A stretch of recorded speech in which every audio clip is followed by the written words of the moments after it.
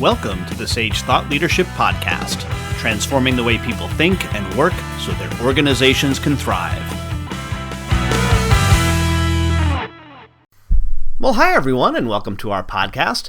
I'm Ed Kless, and today's episode is cut from another podcast of which I am the co-host, The Soul of Enterprise, which is also sponsored by Sage.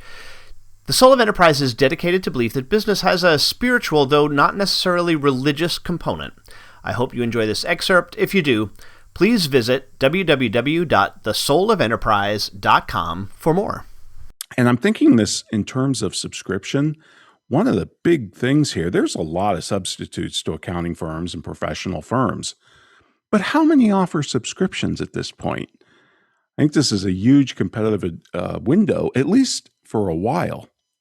Yeah, see, you stole my example because I was going to say the perceived substitutes effect could be renamed the Ann Janzer effect, meaning her quote about every industry is going to have a subscription offering, and every other business is going to have to account for that fact. Right. And so I think that's in alignment here. The substitute, though, also does take place from an accounting perspective or even a professional perspective. Think of what LegalZoom has done, and they have a subscription offering now as well. And I think that the perceived substitute is going to some place to get a will, as opposed to the $10 a month subscription with LegalZoom. Right. Yeah. No. For the do-it-yourselfer, it makes perfect sense. Yeah. Why not, right? I mean, it just doesn't make sense. But right now, there's not a lot of firms offering this in the professional space, the subscription, and that's what makes it so dynamic, at least for a while. Correct. Our former guest, John Tubin, he just posted on Twitter. While you're talking, I'm going to try and find it. He was like, there was some example of something that, he had a great customer satisfaction story where with his subscription, where he got the business over some really big firm because of his subscription offering. Wow. Yeah. That's awesome. Yeah. That's awesome. Yeah, it's great. And I think this ties into the next one too, the unique value. I mean, you talked about Heinz, but if I think, you look at somebody like Dr. Paul, he's got a unique offering. Mm-hmm. It's well branded, it's well marketed, it's well positioned. He knows the demographic and type of customer he's going after. He knows exactly who they are, what his sweet customer is. And I think that's got unique value wrapped up into it.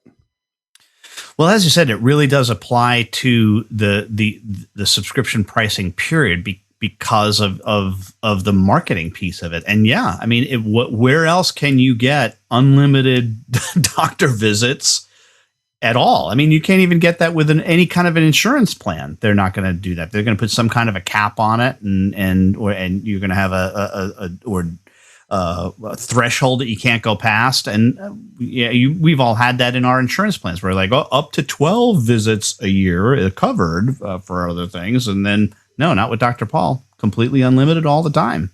Right. Yep.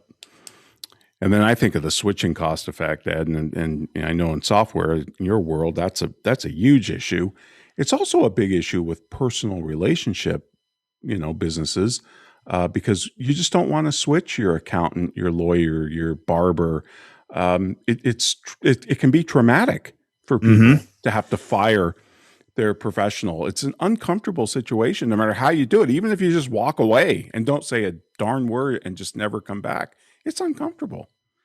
Well, here's a great example of where the switching cost is in play with regard to subscription. This is why we dilly over even now a free app on our phone. Yeah.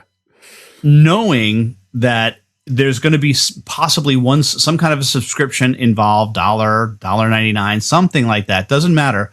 So is $24 going to matter in the grand scheme of things for me on a yearly basis? No, absolutely not. Right.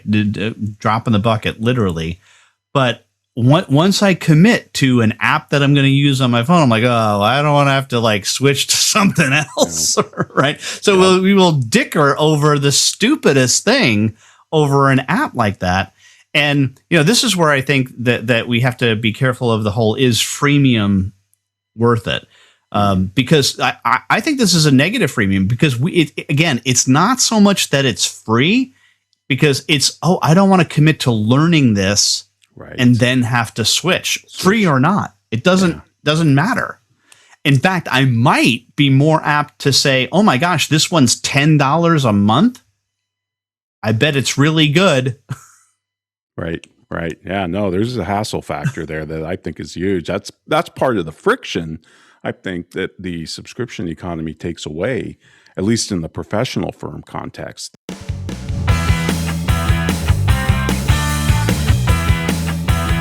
Review and subscribe by searching your podcast player of choice for Sage Thought Leadership Podcast.